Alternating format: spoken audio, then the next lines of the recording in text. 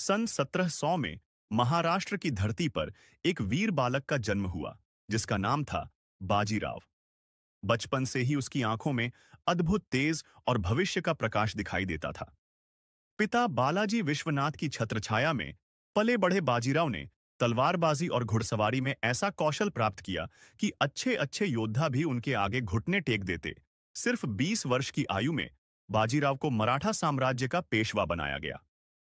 दरबार में सबकी निगाहें उसी युवा योद्धा पर थीं जिसने कसम खाई कि मराठा साम्राज्य को महान बनाना है। जल्द ही उसका पराक्रम पालखेड़ के युद्ध में दिखाई दिया, जहां उसने अपनी तेज गति और अद्भुत रणनीति से निजाम की विशाल फौज को धूल चटा दी। मराठा सेना तूफान की तरह दौड़ी और दुश्मन घुटनों के बल झुक गया।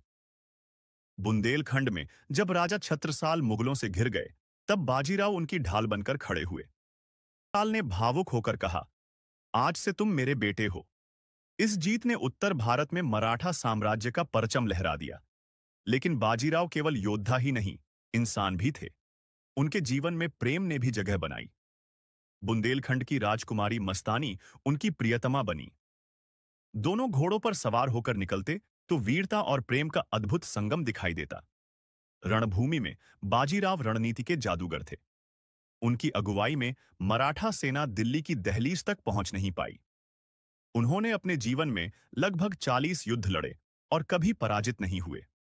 सचमुच वे थे अजेय योद्धा। लेकिन साल 1740 में नर्मदा नदी के किनारे रावेरखेड़ी में जब बाजीराव की अंतिम सांसें चलीं, तो पूरा मराठा साम्राज्य शोक में डूब गया।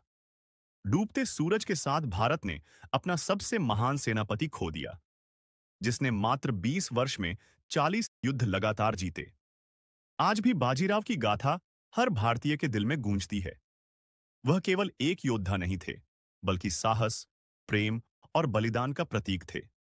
बाजीराव अमर हैं, उनका पराक्रम अमर है और उनकी गाथा इतिहास के स्वर्ण पन्नों में सदा जीवित रहेगी।